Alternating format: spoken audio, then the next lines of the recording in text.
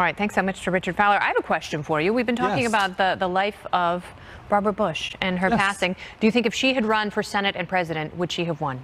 Ooh, that's a good question. I think she probably would have won the Senate. I think hopefully we'll break the ultimate glass ceiling and we'll finally put a woman in the White House someday soon.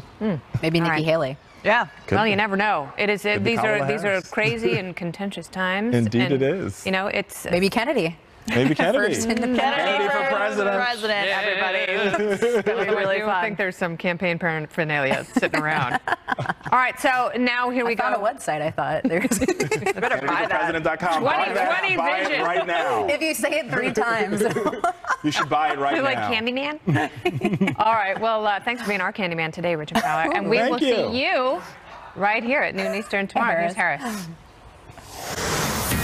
Fox News alert now. New calls on Capitol Hill to investigate former Secretary of State Hillary Clinton, former FBI Director James Comey, and several other former high-ranking officials. Let's go outnumbered overtime. I'm Harris Faulkner. A group of 11 Republican lawmakers have written a letter to Attorney General Jeff Sessions urging yet another criminal investigation in Washington and outlining a long list of allegations, including bias against President Trump. On top of the claims made against Hillary Clinton and James Comey, the letter points fingers at ex-Deputy FBI Director Andrew McCabe, former Attorney General Loretta Lynch, and former Acting Attorney General Sally Yates. For more on this developing story, let's bring in Chief Intelligence Correspondent Catherine Herridge live from Washington. And I've got my phone. I've been going through all of these letters, and now the latest of them. There's a lot of material here.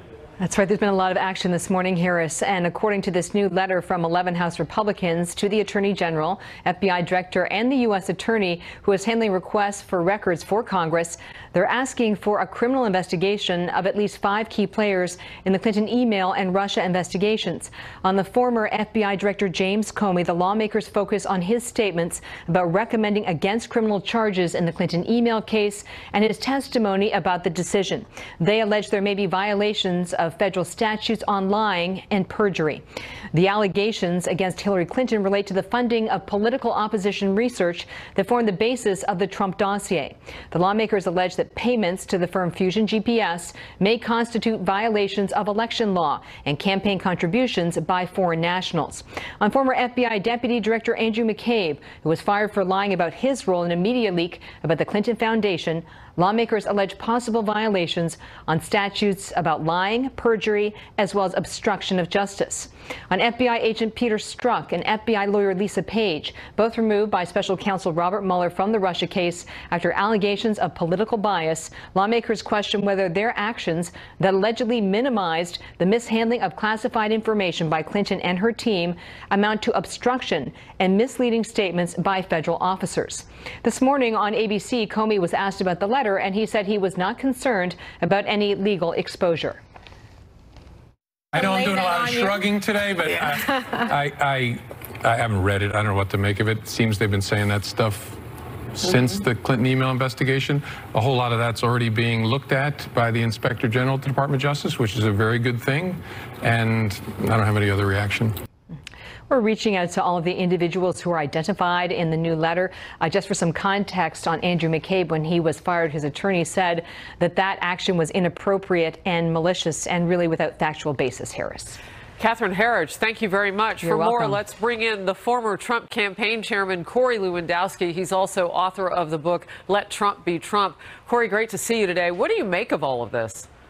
This is a welcome change here in Washington. It looks like members of Congress are trying to finally bring to the American people the justice which they deserve. You know, it is only if you are a member of the deep state and a leader at the FBI do you get away with an Inspector General report that accuses you of lying 3 times under oath and having no charges brought against you. I don't understand it. I am very happy that Congress has decided to step up and ask the Justice Department to investigate this, whether it has been the deletion of the 33,000 emails which Congress asked for from the Clinton campaign, whether it's Fusion GPS and funded a dossier with $5 million of campaign donors' money, or whether it is individuals who worked for the FBI, they either lied under oath or gave out information to the media, which they have admitted to, which is a violation of protocol, there has been no accountability. This is a very important first step. You know what's interesting is the timing of all of this. I mean, normally you do want a little publicity and heat when you've got a book out. You've got one out. I don't think this is what James Comey had in mind.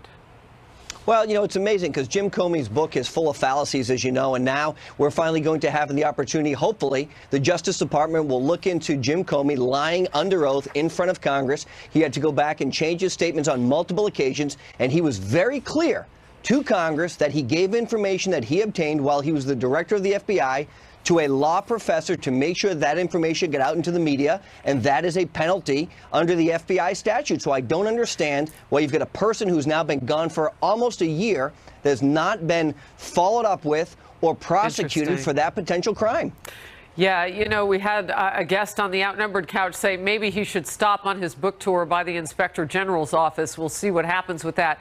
You know, Corey, the overarching issue, though, has to do with how things were run under James Comey at the FBI. And was there something in the bloodstream that allowed bias, that allowed an anti-President Trump chord, if you will, to be going on? And did it change the way the FBI and potentially anything it touched, like the DOJ, to operate differently?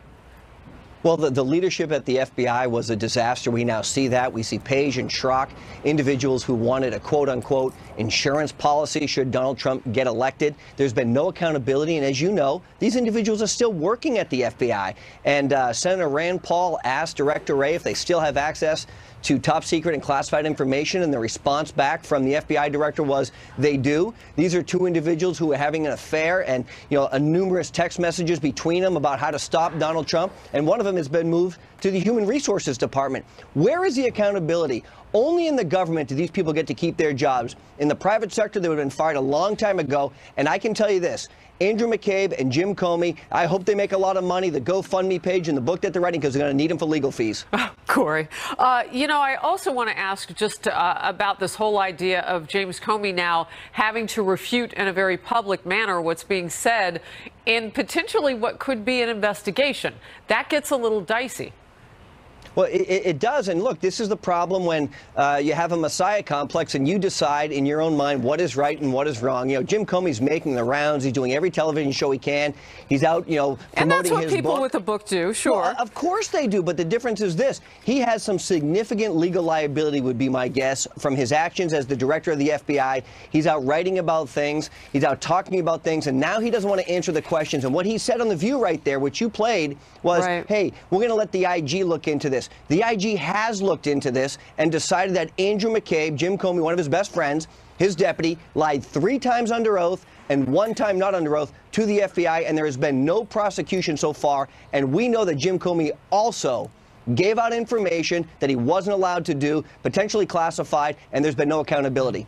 I don't know if you caught it from the old Clinton world. John Podesta today saying that he thought James Comey was, quote, an idiot for how he had handled the Hillary Clinton situation. It's interesting because Democrats are not happy with him either.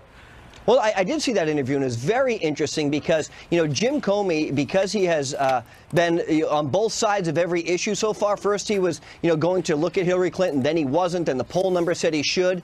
This is a man who is supposed to have been above reproach, who's supposed to be running the premier law enforcement agency in our country, and he allowed public opinion data to determine if he should open or close an investigation on a candidate for presidency of the United States. This man has no scruples whatsoever, and he's going to be held accountable. All right, Corey Lewandowski, great to see you today. Thank you very much. I want to bring in now Fox News political editor Chris Stirewalt. So, Chris, my first question for you is, what was James Comey hoping to accomplish? This was not nonpartisanship. This seems to be multi-partisanship. This is a mess for him now. You mean with the book? With the book, with talking about the book. I mean, because, see, now you've got several conversations. It's every interview he does, potentially now with people who might want to investigate, and then you've got the written word as well, and every past thing he said in front of Congress. Well, I assume he is trying to structure a narrative in which he can defend himself in the light most favorable to him on the choices that he made. And he knows that he is going to be called to the carpet on those things.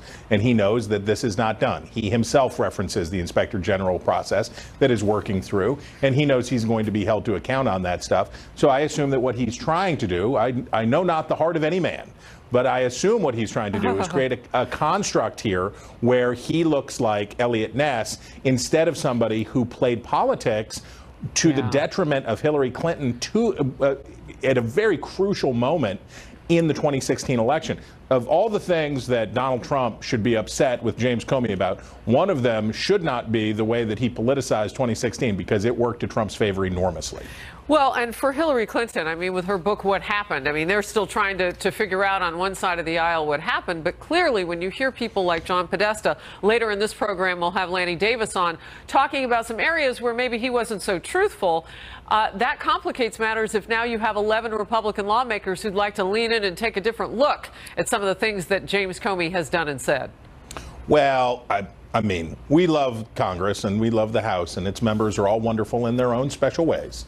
However, look, the Republicans in the House, especially a subgroup that includes the authors of this letter, are, in my estimation, running some cover for the president. They're trying to throw a lot of chaff up right now because the president's legal troubles are mounting and the scandals around his administration are mounting. So I see these guys as trying to provide a little air cover here for the president to create the appearance of bigger problems over on the other side, to put a little Democratic fat in the fire. That does not detract, though, or subtract, if you will, from the legitimacy of the issue of trying to look into the man who was running the FBI at a time when there has been evidence that would trigger investigations about potential bias at that agency. I want to ask you this, though. So you've got these lawmakers calling on Jeff Sessions, the Attorney General, to look at this. Do you think he will open that investigation? And what do you think the fallout will be? Well, look, the Justice Department has taken several steps in regard to how to address what went on in 2016 and what went on with Comey and what went on with all of that stuff. We've got a special... It's not a special prosecutor. He's a U.S. attorney who has been tasked to come in and take a look. We also have the Inspector General's process working through. The House of Representatives has failed at the issue of addressing these concerns. The House Intelligence Committee failed. They were not able to accomplish the greater good. Partisanship got in the way. This is not where this issue will be resolved. The House of Representatives is not going to resolve this issue because they have demonstrated that they cannot. What about the Attorney General, Sessions? Right, and that's where it has to happen, because I think do you think he'll do it? Yeah, well, I have no reason to think he won't. The president has been calling for this for a while. Calling for which? You know, take a closer look at this. How can you only look at one side if you're not also going to look at whether or not there were problems with how the Hillary Clinton investigation was handled? But that's what the Inspector General's report is, and that's why McCabe is in trouble. That's why he's in the trouble that he is, because the Inspector General has come out and said that he lied and that he didn't tell the truth to the FBI and that he was not forthcoming about his leaks. There's one example. Now we have the U.S. Attorney. Look, Congress is going to make what Congress does better than anything else is make noise. Members of Congress are better at making noise than anything else. They're not going to get to the bottom of this. We now have some indications, though, that inside the Justice Department, we are getting results about what's going on. Everybody would like everything to happen faster, but we do see the work happening inside the Justice Department, and I, for one, would rather have an honest answer and an accurate answer than a quick one. You know, you're inside the FBI right now. There's talk about some sort of coordination, and James Comey says no way when he wrote that letter ahead of actually interviewing some people or having his team interview some people with regard to Hillary Clinton and her team about the secret email server, that he was just writing that like all attorneys do. You kind of get together with your narrative until you find out what exactly it is. Your last thought. Well, look, people in Washington questioning the ethics and opinions of other people. This is like this is the two raccoons fighting over the last rib in the bottom of the dumpster. Washington, there is so little virtue in this city. But isn't this worth fighting for? Finding out how it was handled and who did what? Isn't that worth the fight? But what I'm saying is, we hear a lot of character assassination going on. We hear a lot of people who impugn and question the motives of other people. Wait until the facts are revealed and then make conclusions. If you assume malign motives in the beginning about other people, you will never be able to get to the real truth because you're going to jump to conclusions. We need less conclusion jumping. We need more facts. Corey Lewandowski saying that we could be about to find out what really happened. Do you agree, yes or no? I think we're getting ready to find out a lot of stuff in the next 6 weeks. Some of it's going to be good for the president. The Inspector General will be very interesting. Some of it's going to be bad. All right. Chris Stirewalt, thank you very much. High wire diplomacy. Reaction to Mike Pompeo's secret sit-down with North Korea's Kim Jong-un. Congressman Darrell Issa, who sits on the House Foreign Relations Committee, will talk with me about whether this is a game change. Plus, remembering a beloved American treasure, the outpouring in memory of former First Lady Barbara Bush, who passed away last evening. Insights, recollections from the former official White House photographer who captured so many iconic images of Barbara Bush. A life well lived. The reasons I made the most important decision of my life to marry George Bush is because he made me laugh. It's true, sometimes we laugh through our tears, but that shared laughter has been one of our strongest bonds. Find the joy in life.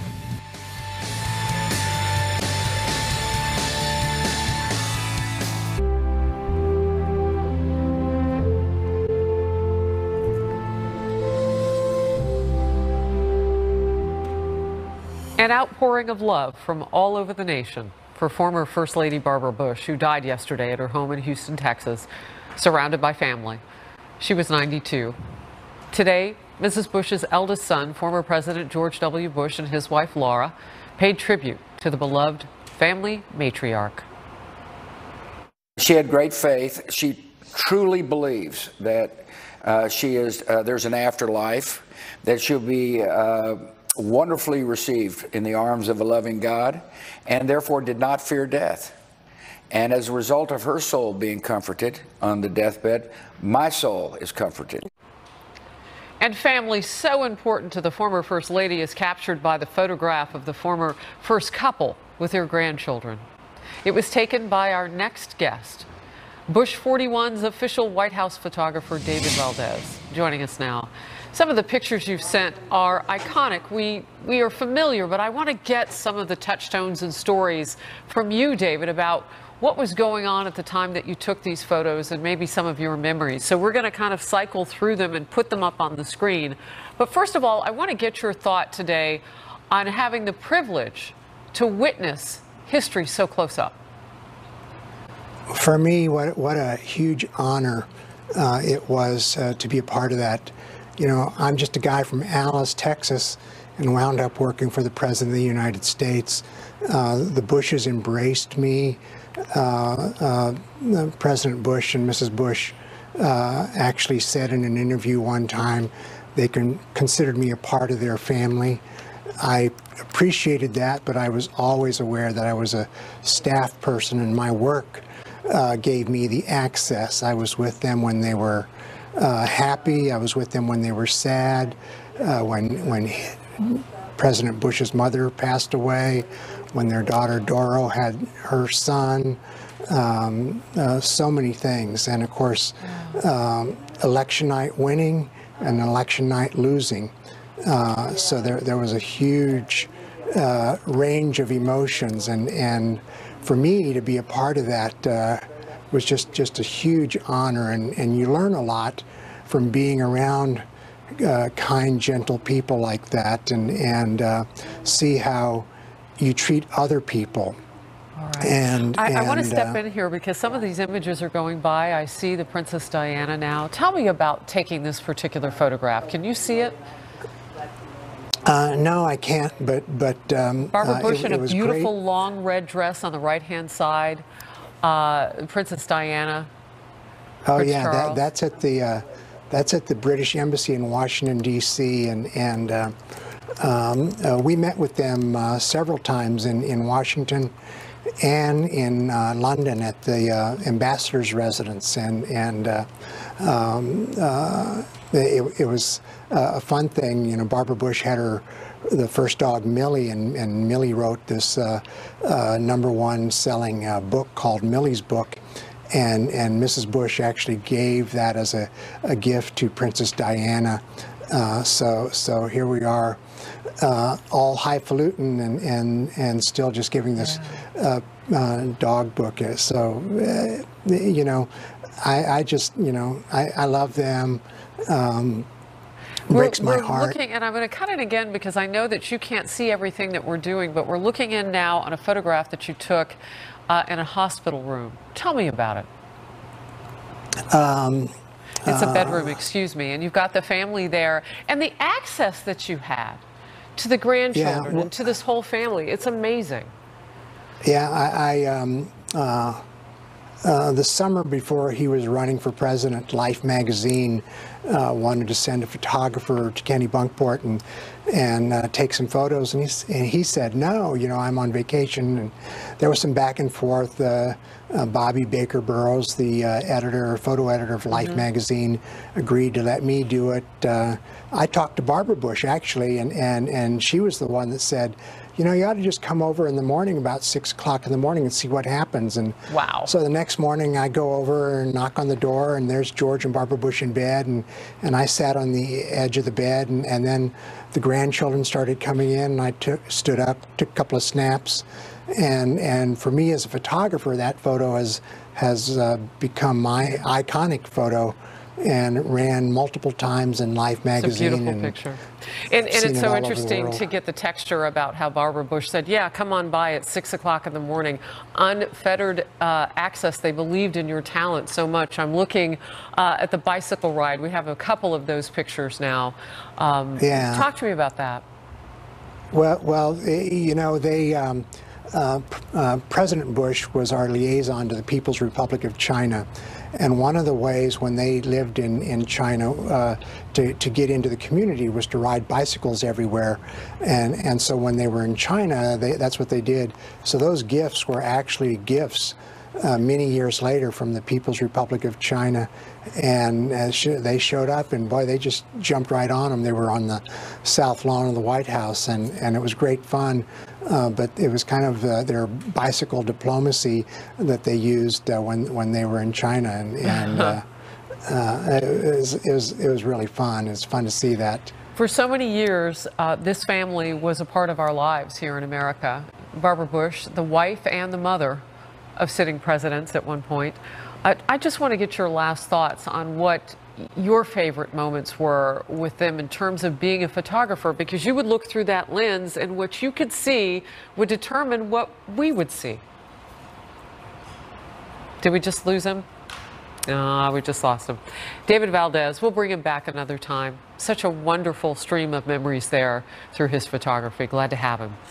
President Trump is now confirming that CIA Director Mike Pompeo recently met in secret with Kim Jong-un.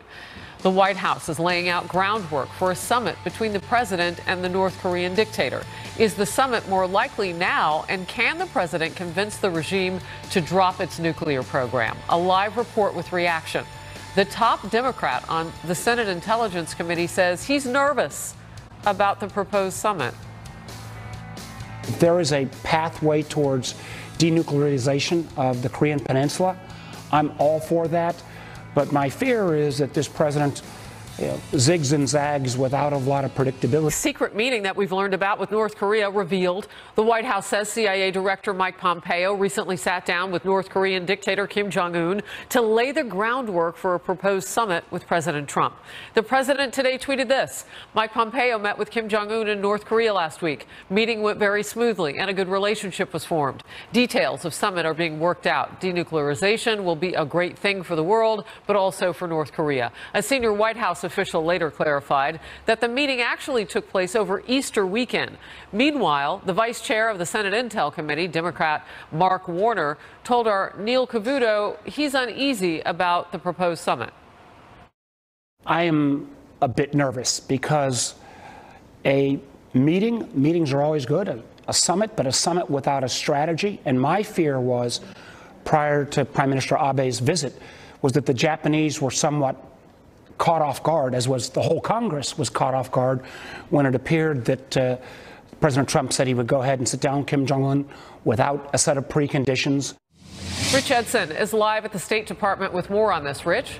Good afternoon, Harris. And sources close to CIA Director Mike Pompeo were telling us that he was deeply involved in these preparations for the meeting between President Trump and Kim Jong-un.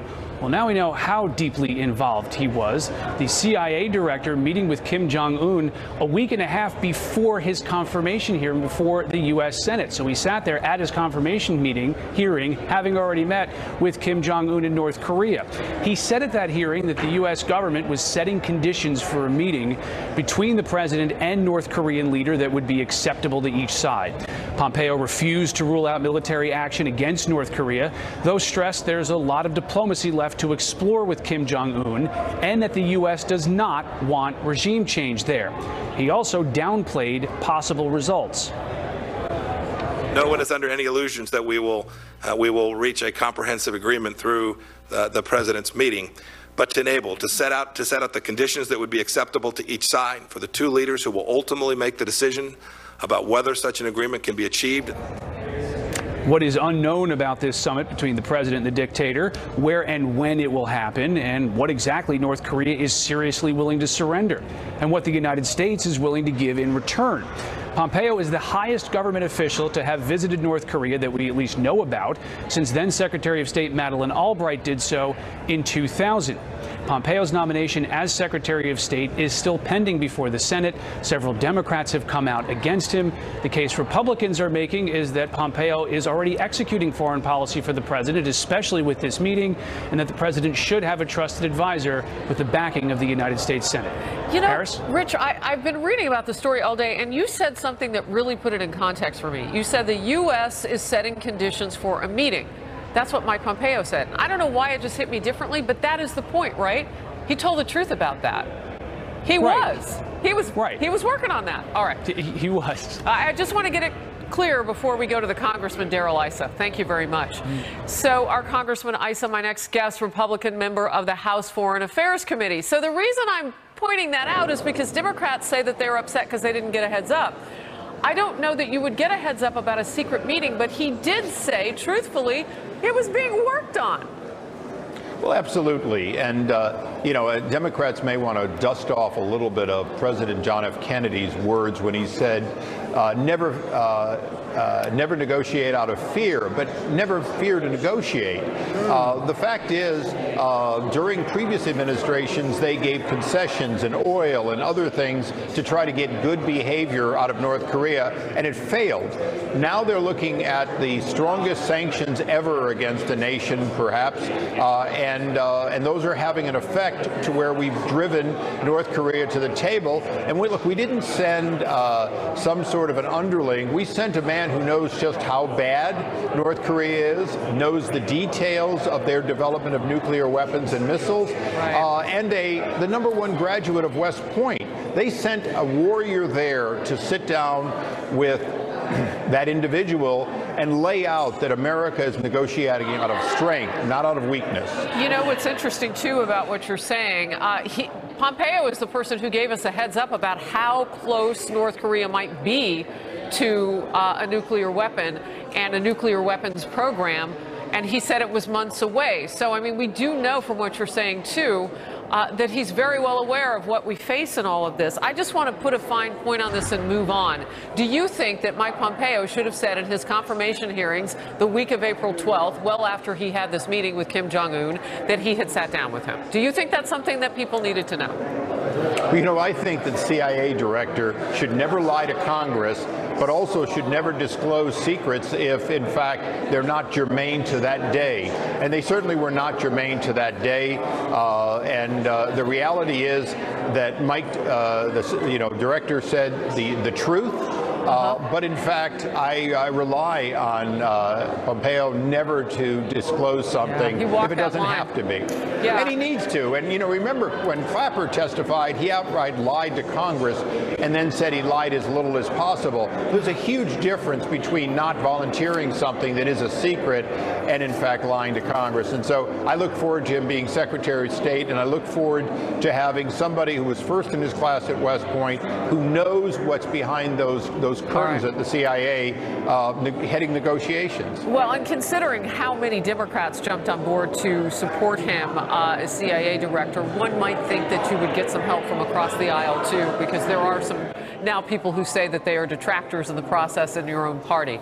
We can get back to that in a moment, but I want to talk about managing expectations with North Korea on the plate. The president today said this about maybe there would be a meeting and maybe there wouldn't. Let's watch. Let's see what happens. We'll either have a very good meeting or we won't have a good meeting. And maybe we won't even have a meeting at all, depending on what's going in. But I think that there's a great chance to solve a world problem. Congressman Issa, you have been on the House Foreign Committee, and you know what it takes to get people to come to the table. Are we closer now than we have ever been, at least having a substantive talk about the nuclear program in North Korea? Well, you know, the sanctions are working, so yes, we're closer than we've ever been. But the president is absolutely right to not guarantee a meeting. A meeting is going to happen if conditions are set up where it can be fruitful. It's very important that everyone understand there's not going to be a lifting of sanctions under this president without a change in behavior. And I think the one thing you heard that is very important, this administration is not calling for a regime change. The Obama administration called for a regime change and did nothing. This administration is calling for and demanding a change in behavior without a threat to the regime, which is a huge policy change and one that could bear fruit. Yeah, okay, so this is just coming in, and I want to jump gears if we can and go from North Korea to Syria now, Congressman. Apparently, Secretary Mattis is firing back at a New York Times report saying he wanted congressional authorization before launching the strikes in Syria. He says that the report is saying that he wanted that against the Assad regime, suggesting tension with President Trump. What's your take on it? Well, I know Jim Mattis. I've known him with stars and even with less stars. The fact is, when he says something, it's the absolute truth. If he says that he's pushing back on that report, it's because the report was false. Well, you understand one thing about Jim Mattis is he gives good advice, good counsel to the president, but he doesn't pretend that in fact he makes a decision. We know we have men and women in harm's way in the Syrian region. We know that we have an interest in making sure that chemical weapons are not used against anyone or developed in the region, and the president struck within his authority.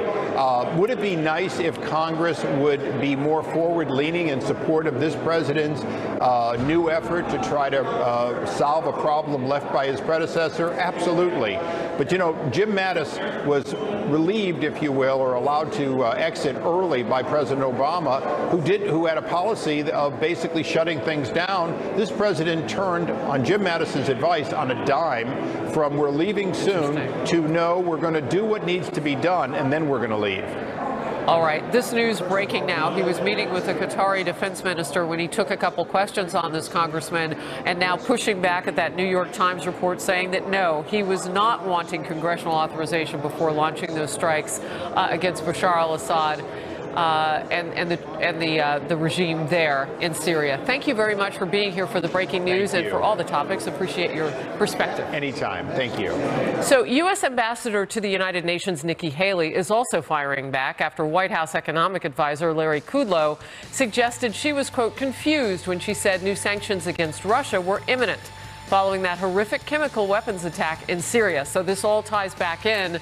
All the details on the awkward exchange. U.S. Ambassador to the United Nations Nikki Haley is now firing back at White House economic advisor Larry Kudlow for suggesting she was, quote, confused when she announced plans to hit Russia with new sanctions over its role in the suspected chem weapons attack in Syria.